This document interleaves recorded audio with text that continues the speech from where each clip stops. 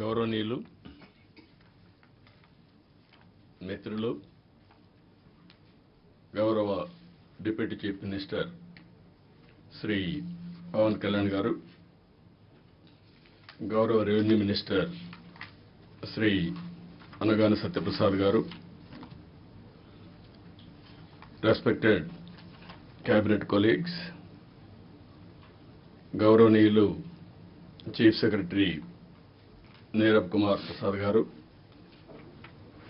Special chief secretary revenue RP Sisodia గారు, CCLA గౌరవనీయురాలు జయలక్ష్మి గారు,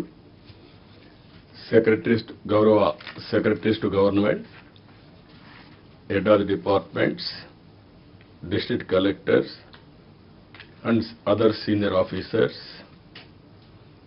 ఇప్పుడు ఇక్కడ మన కాన్ఫరెన్స్ కూడా అందరూ కూడా ఒకే వేవ్ లెంగ్త్లో పనిచేయాలని డిస్ట్రిక్ట్ లెవెల్లో ఉండే డిస్ట్రిక్ట్ ఆఫీసర్స్ అందరినీ వీడియో కాన్ఫరెన్స్లో పెట్టాం. అక్కడుండే డిస్ట్రిక్ట్ ఆఫీసర్స్కి అందరికి కూడా నా నమస్కారాలు. మొట్టమొదటిసారిగా కలెక్టర్స్ కాన్ఫరెన్స్కి మీకు అందరికీ స్వాగతం. ఇది ఒక హిస్టారికల్ కాన్ఫరెన్స్. ఎప్పుడు కూడా ఎప్పటికప్పుడు ఒక లక్ష్యాన్ని నిర్దేశించుకుని తద్వారా ముందుకు పోవాల్సిన అవసరం ఉంది. నేను ఈరోజు కొత్తగా ఈ కాన్ఫరెన్స్లు పెట్టడం లేదు. 95లో నేను ముఖ్యమంత్రి అయినప్పటి నుంచి ఇది 4th టైం సీఎం అయిన తర్వాత విధిగా కలెక్టర్స్ కాన్ఫరెన్స్లు పెట్టి ఏం చేయాలనేది ఒక డైరెక్షన్ ఇవ్వడం కానీ కలెక్టివ్ రెస్పాన్సిబిలిటీ గుర్తు చేస్తూ ముందుకెళ్ళాం. ఇప్పుడే మిత్రులు మాట్లాడారు. ఈరోజు మనం కాన్ఫరెన్స్ ఒక చరిత్ర తిరగ రాయబోతుంది. అదే సమయంలో మనం అందరం ఒకటి గుర్తుపెట్టుకోవాల్సిన అవసరం ఉంది. 5 ఏళ్లకు మునుపు ఒక కాన్ఫరెన్స్ పెట్టారు. కొంతమందికి ఉండే ఆఫీసర్లకి, సీనియర్ ఆఫీసర్లకి అందరికీ జ్ఞాపకం ఉంటుంది. అదే ప్రజావేదికలో కలెక్టర్స్ కాన్ఫరెన్స్ పెట్టి ఆనాటి ముఖ్యమంత్రి ఈ కాన్ఫరెన్స్ అవుతానే ఈ బిల్డింగ్ కూలగొడతామని అనౌన్స్ చేసి విధ్వంసానికి శ్రీకారం చుట్టాడు. అక్కడ నుంచి 5 ఏళ్లు అన్ని రంగాల్లో ఒక రంగం అని మిగలలేదు. నేను 4వసారి ముఖ్యమంత్రి అయిన తర్వాత ఫస్ట్ టైం నేను ముఖ్యమంత్రి అయ్యాను. ఇబ్బందులున్నాయి, ఆర్థిక ఇబ్బందులున్నాయి, కానీ ఆఫీసర్లో మొరేల్ చాలా హైగా ఉంది. అప్పుడు ఆ రోజు జరిగింది కాస్తో కూస్తో ఇన్ఎఫిషియన్సీ, లేకపోతే కొంత కరప్షన్.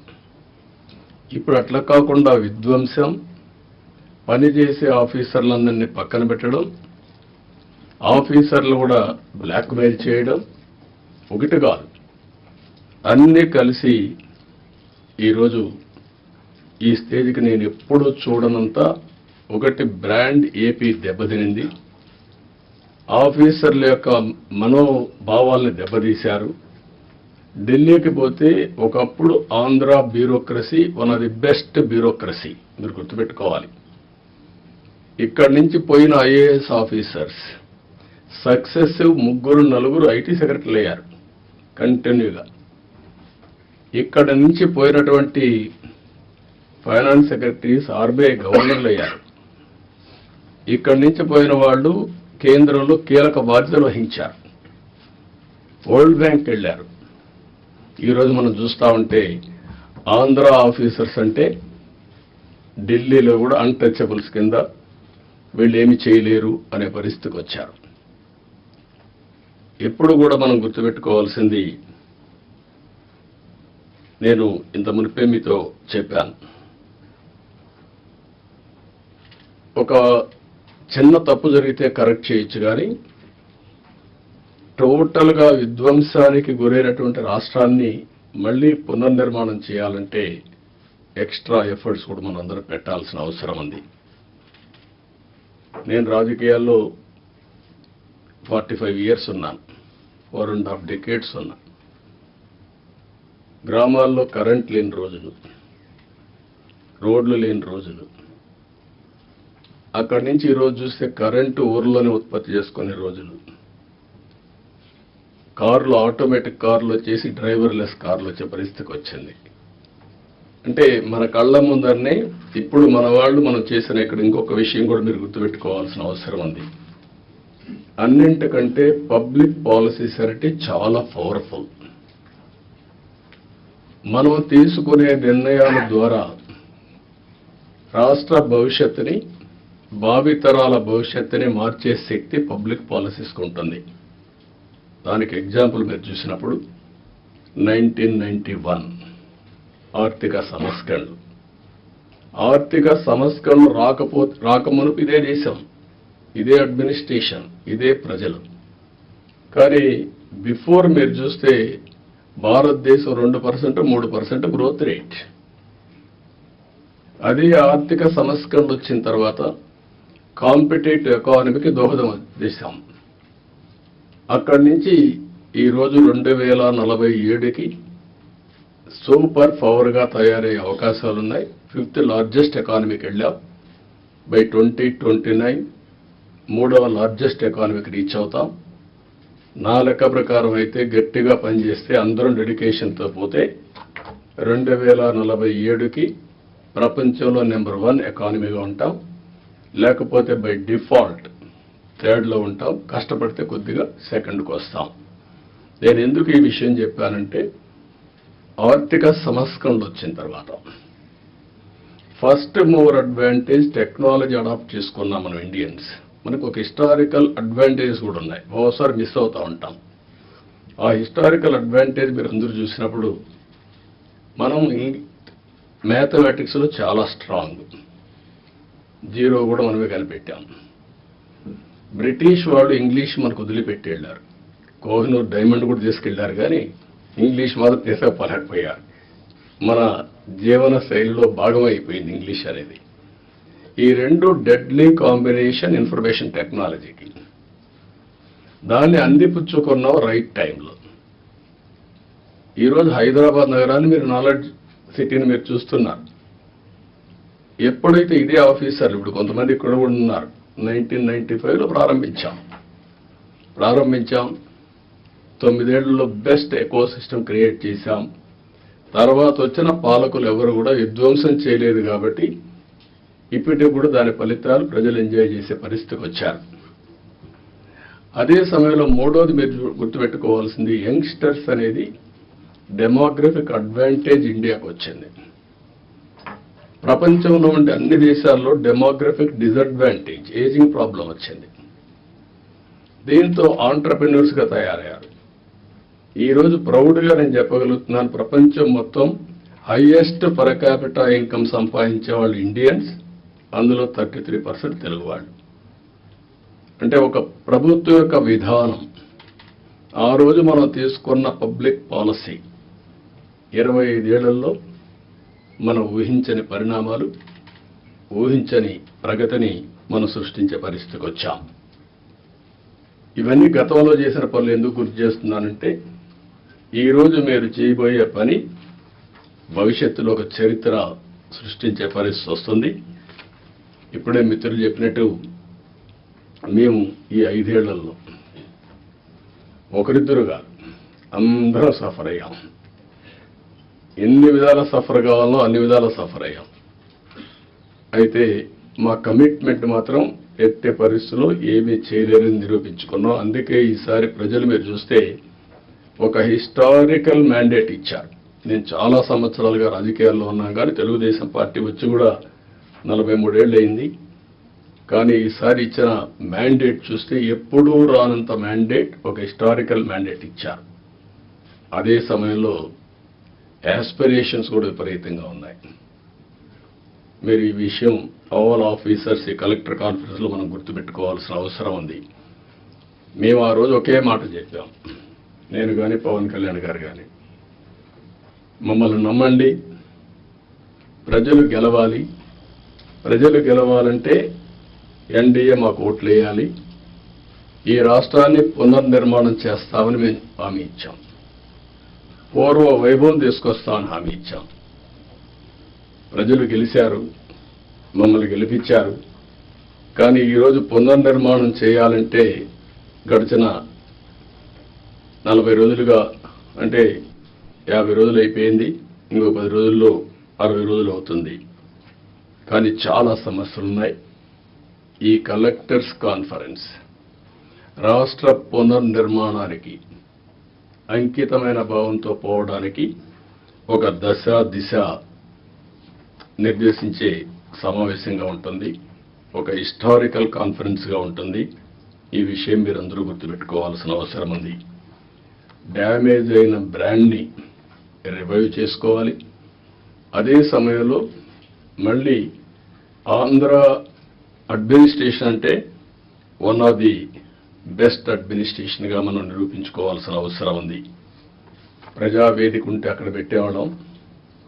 ఈరోజు బయట పెట్టడం ఇష్టం లేక ఆ రోజు కాన్ఫరెన్స్ హాల్ కట్టుకున్నాం. ఇక్కడ ఇది కూడా ఆ రోజు కట్టిన కాన్ఫరెన్స్ హాలే, మళ్ళా ఇక్కడ పెట్టుకునే పరిస్థితికి వచ్చాం. 5 ఏళ్ళు ఒక్క కలెక్టర్స్ కాన్ఫరెన్స్ పెట్టలేదు అంటే అడ్మినిస్ట్రేషన్ ఏ దిశగా నడిచిందో మనం గుర్తుపెట్టుకోవాల్సిన అవసరం ఉంది. ఇది ఒక ఆనవాయితీ. ఒక బెస్ట్ ప్రాక్టీస్ ఉన్నప్పుడు ఎవరు అధికారంలో ఉన్నా ప్రజలకు మంచి జరగాలంటే అలాంటి బెస్ట్ ప్రాక్టీసెస్ను కూడా కాపాడుకుంటూ ముందుకు పోవాల్సిన అవసరం ఉంది. రాబోయే 3 నెలలకు ఒక్కసారి మనం కలెక్టర్స్ కాన్ఫరెన్స్ పెట్టుకుందాం. అయితే ఈ కలెక్టర్స్ కాన్ఫరెన్స్ కూడా గంటల తరబడి ఉండదు, రోజుల తరబడి ఉండదు, క్విక్గా ఉంటుంది. నేను కూడా టైం చూసుకుంటున్నా. నాకు ఇచ్చిన 30 నిమిషాలు నేను కూడా పూర్తి చేయాల్సిన అవసరం ఉంది. ఈ మధ్య మీరందరూ చూస్తూ ఉంటారు, నేను మీటింగ్కి వచ్చినప్పుడు అర్ధ గంట 45 నిమిషాలు 1 అవర్, మ్యాక్సిమం పెద్ద మీటింగ్ ఉంటే 1.5 అవర్. ఒక్క నిమిషం లేట్ అయినా నేను లేచి వెళ్ళిపోతున్నా. ప్రిపేర్ అయ్యి రాకపోతే వాళ్ళకే చెప్పేసి you are not up to the mark, మళ్ళీ రమ్మంటున్నా. ఒక జవాబుదారీతనంతో పనిచేయాల్సిన అవసరం ఉంది. ఇక్కడ జిఎస్టిపి మీరందరూ కూడా గుర్తుపెట్టుకోవాలి. కొన్ని శాఖలు రాష్ట్ర అభివృద్ధికి దోహదం చేస్తాయి. ఎక్కడైతే జిఎస్టిపి రాష్ట్ర ఆదాయానికి కోరిలేషన్ ఉంటుంది. అభివృద్ధి జరిగితే ఆదాయం వస్తుంది, ఆదాయం వస్తే సంక్షేమ కార్యక్రమాలు చేస్తాం. ఈ విషయాన్ని కూడా మీరు గుర్తుపెట్టుకోవాల్సిన అవసరం ఉంది. పబ్లిక్ సాటిస్ఫాక్షన్, అభివృద్ధితోనే పబ్లిక్ సాటిస్ఫాక్షన్ ఉండదు. ఆ విషయం కూడా గుర్తుపెట్టుకోవాలి. అభివృద్ధి చెయ్యాలి, ప్రజలకు మెచ్చే పాలన ఇవ్వాలి. అది ఒక ముఖ్యమంత్రో, ఒక డిప్యూటీ సీఎంఓ, ఒక మంత్రో కాదు. ఇక్కడి నుంచి లాస్ట్ మైల్లో ఉండే లాస్ట్ ఫంక్షనరీ కూడా, ఆర్ లాస్ట్ మైల్లో ఉండే పొలిటికల్ ఫంక్షనరీ కూడా ఈ ప్రభుత్వ ఇమేజ్ని నిర్దేశిస్తారు. ఈ విషయం మీరు గుర్తుపెట్టుకోవాలి. అలాంటి అందరినీ కూడా ఒక ప్రాపర్ డైరెక్షన్ కానీ, ఒకవేళ అవసరమైతే దారి తప్పినప్పుడు కంట్రోల్ చేయడం కానీ చాలా అవసరం.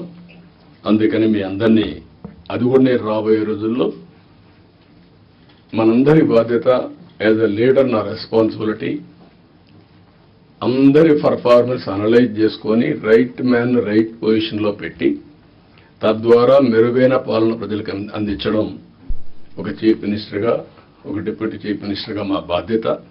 దానికి మేము కట్టుబడి ఉంటాం. దాన్ని కూడా ఎప్పటికెప్పుడు అనలైజ్ చేసుకుంటాం. నాతో సహా నా పర్ఫార్మెన్స్ అనలైజ్ చేసుకోవడం. అందుకే ఏమాత్రం బేషజా లేకుండా పవన్ కళ్యాణ్ గారు ఒక మాట అన్నారు, నేను ఇంకా నేర్చుకుంటానని. నేర్చుకోవడం అనేది అనునిత్యం చేయాల్సిన పని. Learning and delearning is a continuous process in life. మీరు నేర్చుకుంటే ముందుకెళ్తారు, నేర్చుకోకపోతే అక్కడి నుంచే డిట్రియేషన్ స్టార్ట్ అవుతుంది. ఈ విషయం కూడా మీరు గుర్తుపెట్టుకోవాల్సిన అవసరం ఉంది. ఇక్కడ కలెక్టర్స్ జనరల్గా ఐఏఎస్ కావడం ఒక కళ. ఐఏఎస్ అయిన తర్వాత కలెక్టర్గా పనిచేయడం అనేది మీ క్యారియర్లో ఒక పెద్ద డ్రీమ్. ఇది మ్యాక్సిమం 40-35 సంవత్సరాల మీ లైఫ్లో ఒక 3 ఏళ్ళు నేనైతే 5-6 ఏళ్ళు కూడా పెట్టేవాడిని బాగా పనిచేస్తే. ఎందుకంటే I want to give that stability to administration. ఇప్పుడు కూడా అది ఉంటుంది, గుర్తుపెట్టుకోండి. మీరు పని చేయకపోతే మాత్రం గ్యారంటీ లేదు. Don't mistake me. As long as you are delivering, I want to encourage stability in administration. అదే సమయంలో ఈ 3 సంవత్సరాల నుంచి 5-6 సంవత్సరాల్లో మీరు చేసే పని, మీరు కలెక్టర్స్గా ఉన్నప్పుడు మీ జీవితంలో మీకు ఎప్పుడూ గుర్తుండే ఒక బెస్ట్ డేస్. ఈ విషయం ఆల్ కలెక్టర్స్ గుర్తుపెట్టుకోవాలి. మిగిలిన అందరికీ అన్ని పనులు చేయడానికి కొన్ని ఇబ్బందులు ఉంటాయి, కానీ ఏ పని వచ్చినా మానవతా దృష్టితో మీరు ఆలోచించి పరిష్కారం చేసే అవకాశం, పరిష్కారం చేపించే అవకాశం జిల్లా అడ్మినిస్ట్రేషన్లో కలెక్టర్స్కి ఉంటుంది. ఆ విషయం మీరు గుర్తుపెట్టుకోవాల్సిందిగా మిమ్మల్ని కోరుతున్నా. మీరు అనుకుంటే ఒక మార్క్ క్రియేట్ చేసుకోవచ్చు మీకోసం. అలాంటి collector, one of the best collector. ఇటీవల మేము ఎప్పుడూ ఇలాంటి కలెక్టర్ని చూడలేదు అని ఒక మార్క్ క్రియేట్ చేసుకునే పరిస్థితి వస్తుంది. దానికి మీరందరూ కూడా ఈరోజు నుంచి ఆ సంకల్పం చేయడమే కాకుండా దాన్ని సాధించడం కోసం పనిచేయాల్సిందిగా నేను మిమ్మల్ని కోరుతున్నా. రెండోది, నేను ముందే చెప్పాను, 2014 ఆ రోజు బైఫర్కేషన్లో కొన్ని ఇబ్బందులు వచ్చాయి. కానీ ఆ బైఫర్కేషన్ నుంచి కంటే కూడా 2019-24 అడ్మినిస్ట్రేషన్ వల్ల చాలా నష్టపోయాం. ఈరోజు మనం ఒకసారి చూస్తే 10 లక్షల కోట్ల రూపాయలు అప్పులు, 7 వైట్ పేపర్స్ పబ్లిసైజ్ చేశాం. ఎక్కడ చూసినా ఒక అడ్మినిస్ట్రేషన్ అంటే, ఒక పరిపాలన అంటే సమస్యల్ని పరిష్కారం చేసి ప్రజలకు మెరుగైనటువంటి జీవన ప్రమాణాలు ఇవ్వాల్సిన అవసరం ఉంది. కానీ మొన్నే మీరు చూశారు ఎంత దారుణం అంటే, ఎక్కడికి పోయినా నేను పార్టీ ఆఫీస్కి వెళ్తే 3 గంటలు నాన్ స్టాపబుల్ పిటిషన్లు తీసుకుంటే ఒక 4,000 నుంచి 5,000 పిటిషన్లు వచ్చాయి. 5,000 పిటిషన్లో సగం పిటిషన్లు ల్యాండ్ రిలేటెడ్ ఇష్యూస్ వచ్చాయి. అంటే భూ సమస్యలే 50%. ఎవరు తప్పిది? ఎప్పుడు నా 14 సంవత్సరాల సర్వీస్లో కానీ ఇంత విధ్వంసం, ఇంత భూ కబ్జాలు, ఇంత 22A మిస్యూజ్ చేయడం ఎప్పుడూ నేను చూడలేదు. ఇప్పుడు ఏ రికార్డు చూసినా సస్పిషన్తో చూసే పరిస్థితి వస్తూ ఉంది. అంతవరకు వెళ్ళిపోయే పరిస్థితి వచ్చింది. అందుకే ఫస్ట్ క్యాబినెట్లోనే మేము ఏదైతే ల్యాండ్ టైటిలింగ్ యాక్ట్ ఉందో దాన్ని రద్దు చేశాం. సర్వేను కూడా హోల్డ్లో పెట్టాం. ఆ సర్వే కూడా ఇప్పుడే రెవెన్యూ మినిస్టర్ చెప్పినట్టు ఎవడు ఊహించినటువంటి సర్వే రాళ్ళు, దానికి కూడా Galaxy granite, one of the best granite. భూమిలో పూడ్చే రాయికి ఇంట్లో వేసుకునే ఒక ఫ్యాన్సీ గెలాక్సీ గ్రెనైట్ పెట్టి దాని మీద ఫోటో వేసుకోవాలని ఆలోచన వచ్చిందంటే ఎంత దుర్మార్గమైన ఆలోచన అర్థం చేసుకోవాల్సిన అవసరం ఉంది మనందరం. ఇది సివిలైజ్డ్ వరల్డ్ ఎవరు క్షమించరు ఇవన్నీ. అలాంటివి చేశారు. ఇంకొక పక్కన పట్టాదారు పాస్ పుస్తకాల్లో ఫోటోలు వేసుకోవడం. ఇట్ ఈజ్ ఏ గవర్నమెంట్, ఇది అథారిటీ. పట్టా ఇచ్చేది నేనివ్వలా, ముఖ్యమంత్రిగా ఈరోజు ఉంటాను. కానీ తరతరాలుగా తల్లి వాళ్ళ యొక్క పేరెంట్స్ కానీ పూర్వీకులు కానీ సంపాదించిన కష్టార్జితం, అలాంటి దాని మీద ఫోటోలు వేసుకోవడం ఇవన్నీ జరిగాయి. ఇవన్నీ కూడా నేను మిమ్మల్ని కోరేది ఒకటే కోరుతున్నా, అవన్నిటికీ ఫుల్ స్టాప్ పెట్టాల్సిన అవసరం ఉంది. ఒక న్యూ ఓరియంటేషన్తో మీరందరూ ముందుకు పోవాల్సిన అవసరం ఉంది.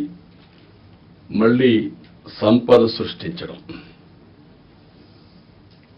సంక్షేమాన్ని సిన్సియర్గా అమలు చేయడం, ఇవన్నీ జరగాలంటే మళ్ళా వినూత్నంగా ఇప్పుడు డబ్బులు కూడా లేవు. నేను ఒకటే చెప్పాను, వినూత్నంగా ఆలోచించడం.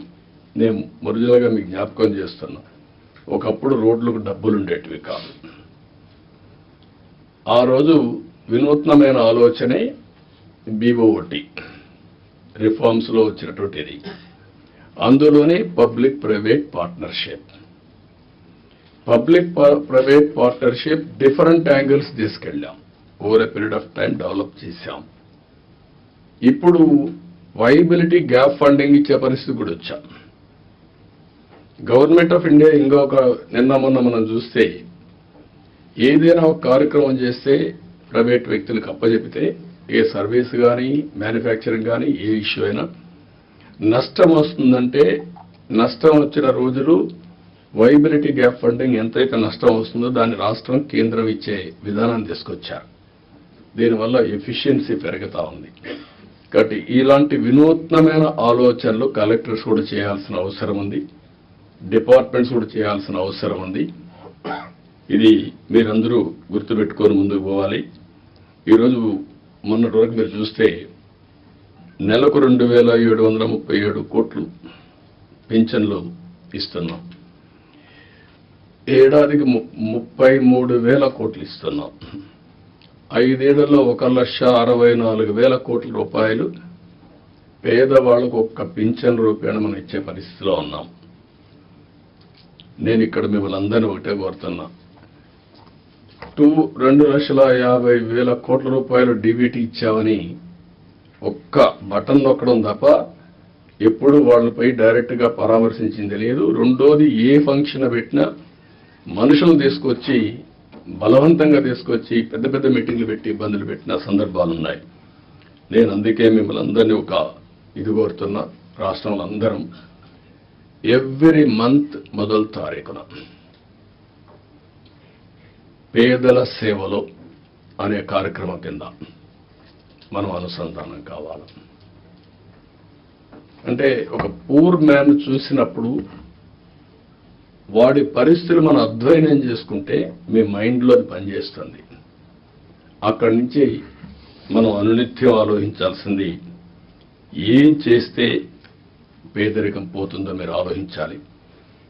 జీరో పావర్టీ అనేది ఈ ప్రభుత్వం యొక్క ఒక నిర్దిష్టమైన ఆలోచన.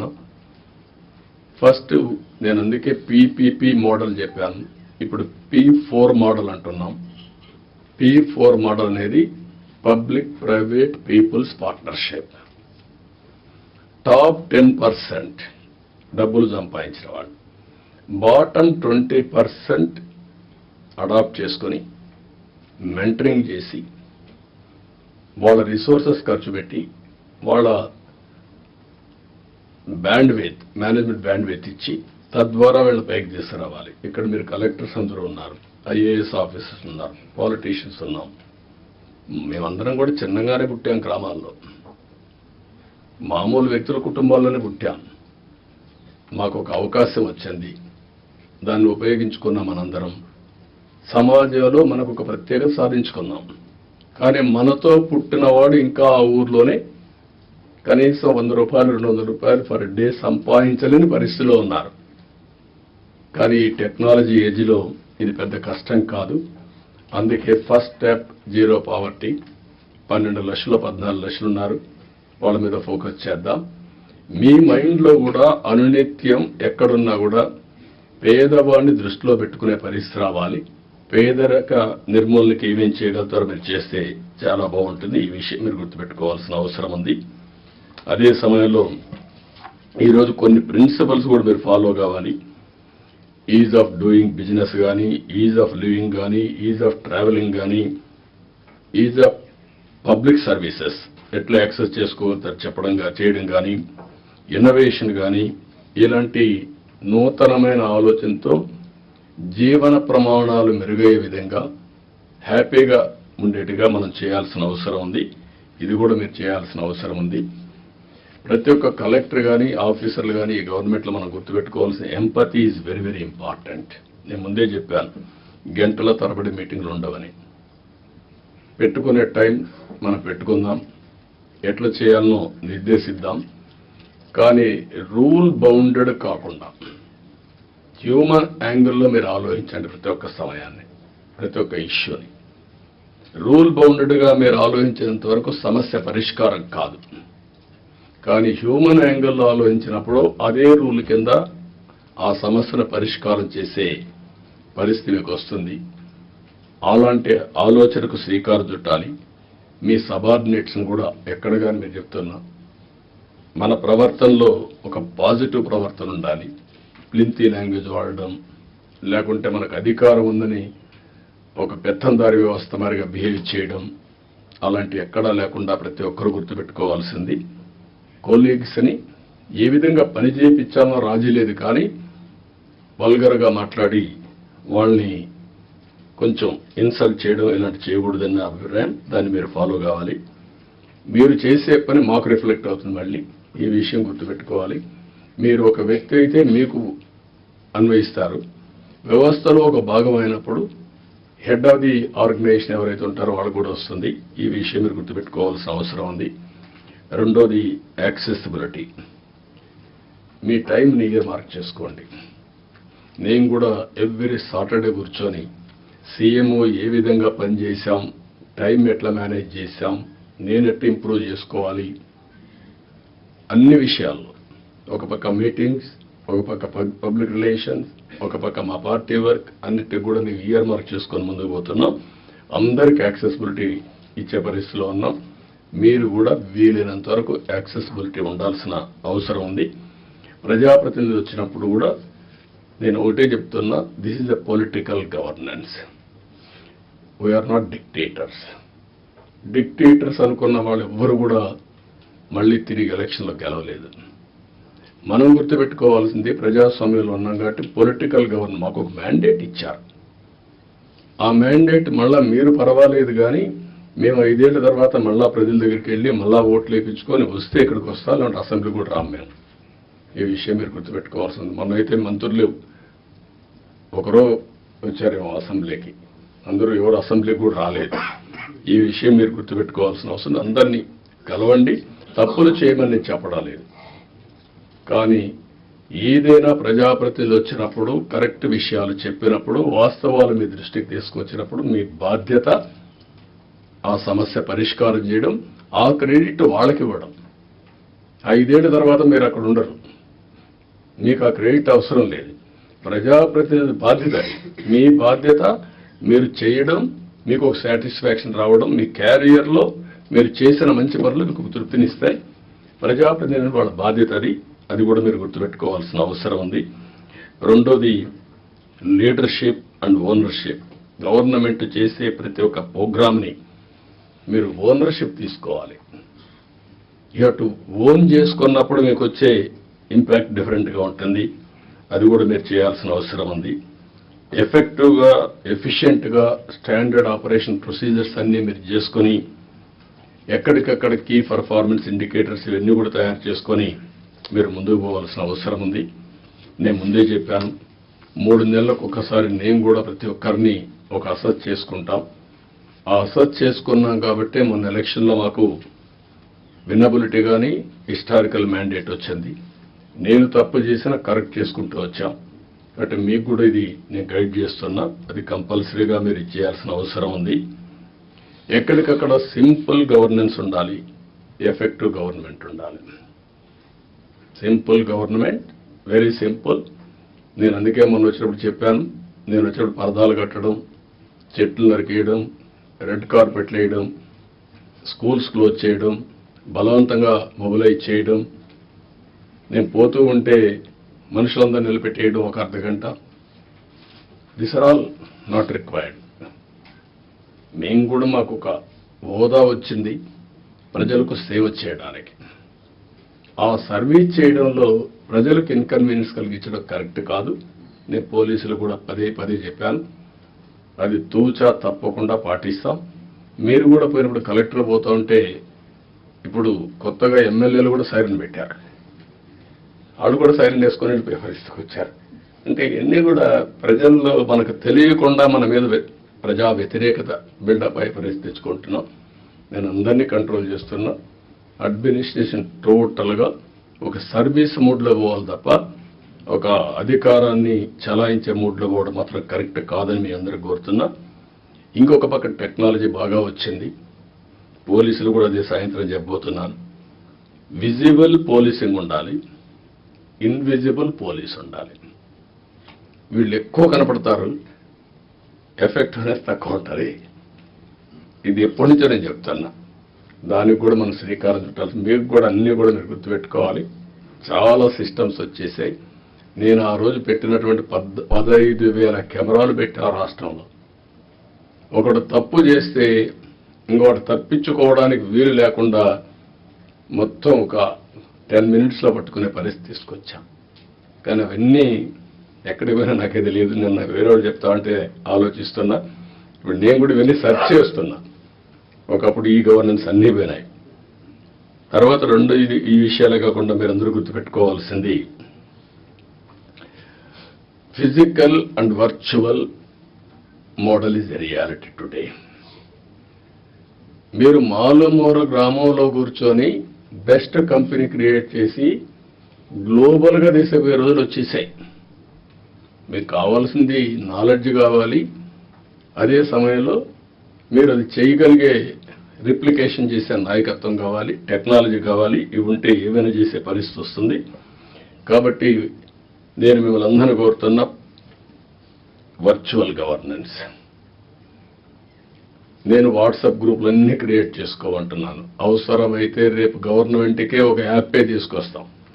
ఆ యాప్లో కలెక్టర్స్కి ఏం మెసేజ్లు ఇవ్వాలి, ఎంఆర్ఓలకి ఏం మెసేజ్లు ఇవ్వాలి, లాస్ట్ మైల్ ఏమి ఇవ్వాలి, అవన్నీ వర్కౌట్ చేసి ఇప్పుడు టీసీఎస్ ఉంది, టాటా కన్సల్టెన్సీ సర్వీస్. టాటా గ్రూప్కి అందరికీ కలిసి ఒక యాప్ ఉంది. ఆ యాప్లో మొత్తం కన్జ్యూమర్స్తో సహా they are doing all these things. దానివల్ల చాలా కాస్ట్ ఎఫెక్టివ్నెస్ వస్తుంది. టు స్టార్ట్ విత్ వాట్సాప్ గ్రూపులు క్రియేట్ చేద్దాం.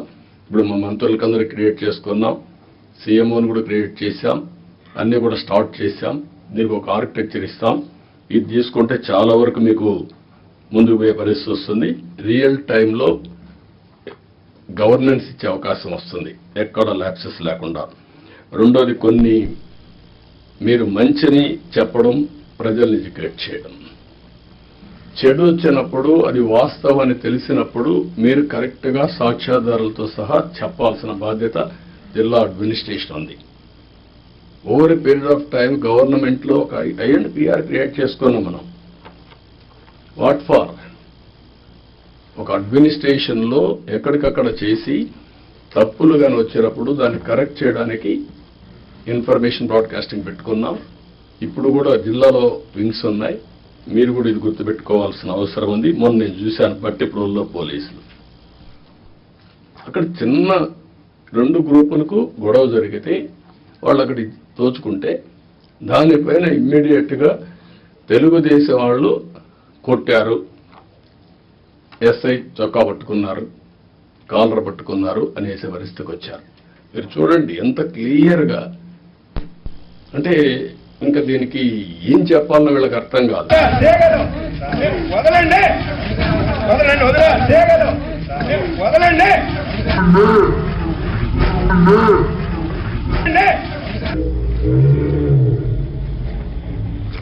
వదలమని అడుగుతున్నాను.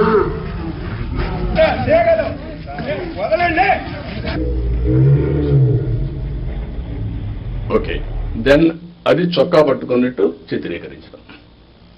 అది రైట్ టైంలో చెప్పకపోతే ఇప్పుడు కొంత ఫేక్ ఫెలోస్ అంతా వచ్చేసి సోషల్ మీడియాని మిస్యూజ్ చేసి ఇష్టానుసారంగా ఇలాంటి వేసే పరిస్థితికి వచ్చారు.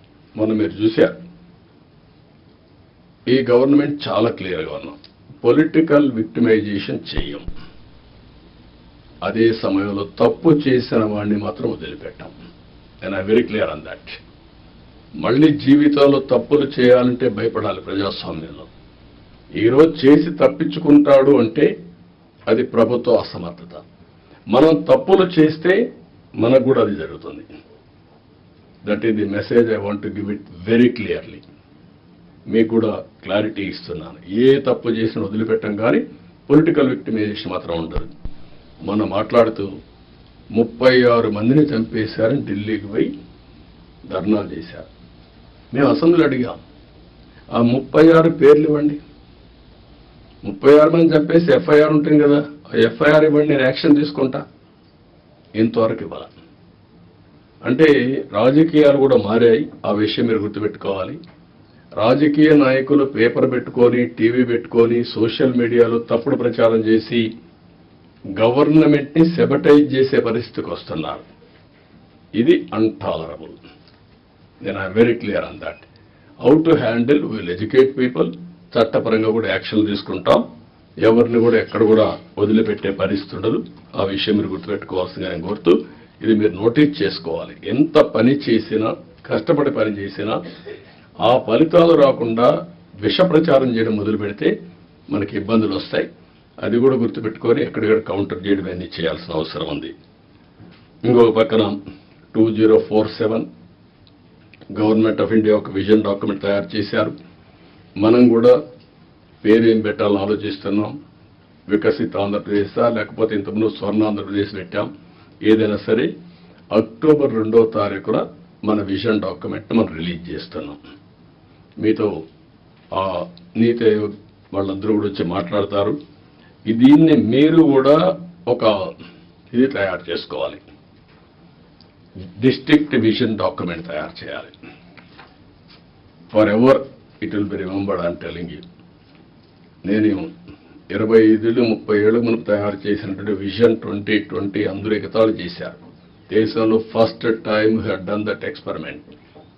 Today everybody is talking about vision. ఇప్పుడు మీరు చేసే విజన్ 2047 ఆ డిస్ట్రిక్ట్కి మీకు ఎప్పటికీ సాటిస్ఫాక్షన్ ఉండేట్టుగా, ప్రొఫెషనల్ సాటిస్ఫాక్షన్ ఉండేగా ఉంటుంది. కాబట్టి మీరు దీన్ని తయారు చేయడంలో ముందు ఉండాలి. సెప్టెంబర్ 20కి 100 రోజులు అవుతుంది. 100 రోజులు నేను టార్గెట్ పెట్టుకున్నాం. అందరూ కూడా 100 రోజుల్లో ఏం చేయబోతున్నారు మీరు కూడా చేస్తున్నారు. ఇప్పటికే మేము ఒక 5 సిగ్నేచర్లు పెట్టాం. ఇప్పుడే ఎక్స్ప్లెయిన్ చేశారు. 7 వైట్ పేపర్స్ రిలీజ్ చేశాం. రైట్ మ్యాన్ రైట్ ప్లేస్లో పెట్టడానికి ప్రయత్నం చేశాం. ఎవరన్నా తప్పులు చేసిన వాళ్ళు తప్ప మిగిలిన వాళ్ళందరినీ రైట్ మ్యాన్ రైట్ ప్లేస్లో పెట్టడానికి ఒక కలెక్టర్సే కాదు, ఆఫీసర్లే కాదు, కడకు మంత్రులు కూడా మేము వీలైనంత వరకు మా మంత్రివర్గాన్ని కూడా దాన్ని ఎస్టాబ్లిష్ చేసుకున్నాం. మెరిట్కి ప్రాధాన్యత ఇచ్చి మేము సూపర్ 6 హామీలు ఇచ్చాం. దానికి కమిట్ అయి ఉన్నాం. ఈ నెల మళ్ళీ అన్నా క్యాంటీన్ 15 ఓపెన్ చేస్తున్నాం. మిగిలినటన్నీ కూడా ఉండే ప్రత్యేకమైన పరిస్థితుల దృష్ట్యా ఎక్కడికక్కడ ఎప్పుడెప్పుడు ఏ కార్యక్రమం చేయాలనో వీళ్ళని తొందరగా ఆ కార్యక్రమాలు చేయడానికి కూడా ముందుకు పోతున్నాం. ఎన్నికల మేనిఫెస్టో అందరి దగ్గర ఉంటుంది. ఫైనాన్షియల్ ఉన్నాయి, నాన్ ఫైనాన్షియల్ ఉన్నాయి. నాన్ ఫైనాన్షియల్ అన్ని కంప్లీట్ చేయాల్సిన బాధ్యత యంత్రాంగం పైన ఉంది. అది కూడా మీరు గుర్తుపెట్టుకోవాల్సిందిగా నేను కోరుతున్నా. మీరు కలెక్టర్స్ అనేవాళ్ళు ఓన్లీ ఆఫీస్లో కూర్చోవడం కాదు, ఫీల్డ్ విజిట్స్ ఉండాలి, రిమోట్ ఏరియాలో ఉండాలి, వెళ్ళాలి. అది ఎప్పుడు తర్వాత కూడా భావితరాలు మాట్లాడుకుంటారు. పలానప్పుడు పలానా కలెక్టర్ మా ఊరికి వచ్చారు అనేది దే విల్ రీకలెక్ట్. అయితే అదే పనిగా మీరు 2 బ్యాలెన్సింగ్ ఉండాలి. మళ్ళీ నేను ఊర్లే తిరుగుతానంటే కూడా ప్రాబ్లం వస్తుంది. కానీ ఫస్ట్ హ్యాండ్ ఇన్ఫర్మేషన్ క్షేత్రస్థాయిలో ఏం జరుగుతుందో తెలుసుకోవాలంటే మీరు వెళ్లాల్సిన అవసరం ఉంది. ఇది కూడా మీరు గుర్తుపెట్టుకోవాల్సిందిగా నేను కోరుతున్నా.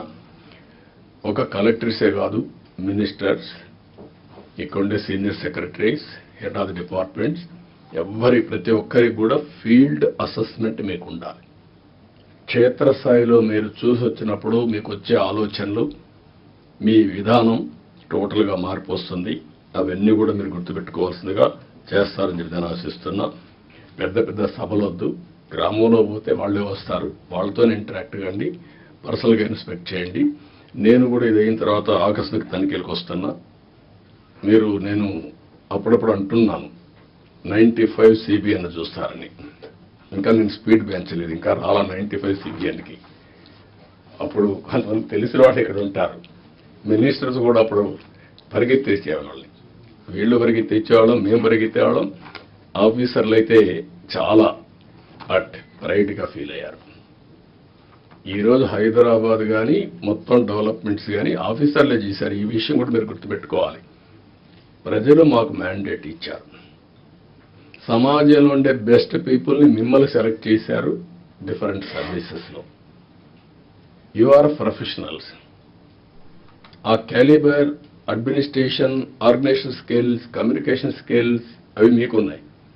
మాకు ప్రజలు గౌరవించారు, మమ్మల్ని ఎన్నుకున్నారు. ఎన్నుకొని ఏంటి మీ ద్వారా పనులు చేయించాలి. ఆ విషయం మీరు గుర్తుపెట్టుకోవాలి. మేము పని చేయించకపోతే మా తప్పు, కానీ మేమే పని చేయాలి అంటే కుదరదు.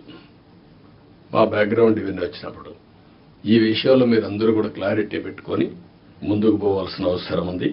నేను వచ్చినప్పుడు ఒక అంగన్వాడీకి పోతా, డ్రైన్స్ పోతా, డోంట్ మిస్టేక్ మీ, ఒకప్పుడు డ్రైన్లో ఐఏఎస్ ఆఫీసర్లు దించిన రోజులు కూడా ఉన్నాయి. దిగి చూడమా ఎట్లుందని మీరు ట్రైన్ ఒకసారి దిగండి, మీకు ఒక ఐడియా వస్తుందని చెప్పి చూపించిన రోజులు ఉన్నాయి. చెత్త ఉంటే అవన్నీ చూపించిన రోజులు ఉన్నాయి. అక్కడే మీడియాలో ఎక్స్పోజ్ చేసిన రోజులు ఉన్నాయి. తర్వాత అంత హార్ష్గా నేను పోలేదు, కానీ దట్ వర్ ది డేస్. కానీ అదే మరి హైదరాబాద్ని బిల్డ్ చేయడం కూడా వీళ్ళే బిల్డ్ చేశారు, ఐటీ కూడా వీళ్ళే చేశారు. అది ఈరోజు మనకు ఒక ఔటర్ రింగ్ రోడ్డు కావచ్చు, ఆలోచనలన్నీ వీళ్ళ ద్వారానే వచ్చాయి. ఈ విషయం మీరు గుర్తుపెట్టుకోవాల్సిందిగా నేను కోరుకుంటూ, ఫైనల్గా ఇప్పుడే పవన్ కళ్యాణ్ గారు చెప్పినట్టు ఫ్యామిలీ కనీస అవసరాలు ఏమేం కావాలి will guide you. Current, toilet, లేకపోతే గ్యాస్, ఈ మినిమం అవసరాలు ఇన్ఫ్రాస్ట్రక్చర్ ఏముందో అన్ని ఇండ్లకు ఇచ్చే బాధ్యత రావాలి. Number 2, village street lights, cement roads, drains, waste management, దీని మీద కూడా మీకు క్లారిటీ రావాలి. ఇవన్నీ కూడా సిస్టమ్ స్వచ్ఛ భారత్ రిపోర్ట్ నేనే ఆలోచించాం. ఇంకా కూడా వింగ్ ఉంది, గవర్నమెంట్ ఆఫ్ ఇండియా కూడా చేస్తున్నారు. దాన్ని లాజికల్గా తీసుకుపోవడంలో ఇంకా మనం ఇది చేశాం. Last time waste energy plants తీసుకొచ్చాం, ఒక 2 ఆపరేషన్కి వచ్చాయి, మిగిలిన రాకుండా పైన వదిలేశారు. ఆ రోజు ఏదైతే వేస్ట్ నుంచి సంపద, విలేజ్లో కాంపోస్ట్ తయారు చేయడానికి పెట్టాం, రీసైక్లింగ్ పెట్టాం, అవన్నీ కూడా డిస్మాండిల్ చేశారు. అవన్నీ చేసి ఒక పరిశుభ్రమైన గ్రామాలుగా తయారు చేయడం. 3వది అక్కడి నుంచి లాజిస్టిక్స్, కమ్యూనిటీ లాజిస్టిక్స్, విలేజ్ నుంచి మార్కెట్ ప్లేస్కి, ఎయిర్పోర్ట్కి, రైల్వే స్టేషన్కి, ఇంపార్టెంట్ సిటీస్కి మన హెడ్ క్వార్టర్స్ వేటుగా రోడ్లు వేసుకోవడం, ఇవన్నీ చేయాల్సిన అవసరం ఉంది. ఎయిర్పోర్ట్ డెవలప్ చేసుకోవడం, పోర్ట్ డెవలప్ చేయడం, రైల్వే స్టేషన్లు ఇంకా ఎంతవరకు చేయగలదో చేసుకోవడం, ఇవన్నీ చేయాల్సిన అవసరం ఉంది. ఇవన్నీ చేసి టూరిజానికి కూడా ఎక్కువ ప్రాధాన్యత ఇవ్వాలి, ఎక్కువ ఎంప్లాయ్మెంట్. నేను ఇక్కడ మీకు ఒకటే చెప్తున్నా, ఫైనల్గా మీ అందరికీ job creation is our priority. ఎంత పెట్టుబడులు పెట్టారు అనే దానికంటే ఎంతమందికి ఉపాధి క్రియేట్ చేసామని చాలా ముఖ్యం. ఇది మీకు గుర్తుపెట్టుకోవాల్సిన అవసరం ఉంది. Zero poverty, P4 is our policy. అది అసాధ్యం కాదు, ఈ టెక్నాలజికల్ ఏజ్లో జరగాలి. 3వది డెమోగ్రఫిక్ మేనేజ్మెంట్. ఉండే యువతను ఎట్లా ఉపయోగించుకుంటాం, భవిష్యత్తులో ఏజింగ్ ప్రాబ్లం రాకుండా ఇప్పటి నుంచి ఏం చేయాలి అనేది డెమోగ్రఫిక్ మేనేజ్మెంట్ ఒకటి చేయాల్సిన అవసరం ఉంది. లింకింగ్ ఆఫ్ రివర్స్, దేశంలోనే లింకింగ్ ఆఫ్ రివర్స్ కావాలి. ఒకవేళ దేశంలో కాకపోయినా మన రాష్ట్రంలో లింకింగ్ ఆఫ్ రివర్స్ మనం చేసి డ్రౌట్ ప్రూఫ్ స్టేట్గా తయారు చేయడానికి ఎవ్రీ ఎకరాకు నీళ్ళు ఇచ్చే విధంగా మనం కానీ చేయగలిగితే ఎకానమీ ఆటో పైలట్లు వెళ్తుంది. ఆ విషయం మీకు దీనివల్ల ఎన్విరాన్మెంట్ బ్యాలెన్స్ అవుతుంది. ఇప్పుడు సోలార్ విండ్ వచ్చింది, ఇది కూడా వస్తే మీరు ఊహించినటువంటి జీవన ప్రమాణాలు పెరిగే పరిస్థితి వస్తుంది. ప్రోడక్ట్ పర్ఫెక్షన్, మీరు ఏ పని చేసినా ఎంత పర్ఫెక్ట్గా చేయగలుగుతున్నాం, ఎస్ఓపి, టెక్నాలజీ, ప్రోడక్ట్ స్ట్రెంగ్త్, ఇవి కూడా ఇది. అదే మరి స్కిల్ సెన్సెస్, ఇది కోర్ ప్రోగ్రామ్. ఎట్టి పరిస్థితుల్లో దీన్ని కూడా చేయాల్సిన అవసరం ఉంది. లాస్ట్కి వచ్చే కొందికి district level GSTP, mandal level GSTP, project management unit at every district కూడా ఇస్తాం మీరు మేనేజ్ చేసుకోవడానికి. మీరు ఒక ట్రెడిషనల్ కలెక్టర్స్గా కాకుండా ఇన్నోవేటివ్గా మీరు పనిచేసే పరిస్థితి రావాలి. నేను చెప్పిన ఇవన్నీ కూడా గుర్తుపెట్టుకొని work hard, work smart, think global best practices, act accordingly. ఈ అవకాశం వస్తే అవకాశాన్ని ఉపయోగించుకొని మీరు ముందుకు పోవాల్సిన అవసరం ఉంది. దయచేసి ఇవన్నీ మీరు గుర్తుపెట్టుకొని ఏం చేయాలో చేయాల్సిందిగా నేను కోరుకుంటూ, ఏదైనా ఉంటే మళ్ళీ మనం మాట్లాడుకుందాం. With this I wish all the best for all collectors career. This is the brightest time, inspiring period. We are all here. ఒకప్పుడు చేయాలంటే చేయలేము, అవకాశం ఉండేది కాదు. ఇప్పుడు ఏది కావాలంటే అది చేసే అవకాశం ఉంది. అలాంటి లీడర్షిప్ కూడా ఇక్కడ ఉంది. మీ ముందుండే లీడర్షిప్ అంతా కూడా మీరు ఏం చేయాలన్నా వద్దనకుండా ఇంకా ఎంకరేజ్ చేస్తాం. కాబట్టి ముందుకు పోవాల్సి కోరుకుంటూ అందరికీ నమస్కారాలు, ధన్యవాదాలు. థ్యాంక్ యూ అని అంటాం.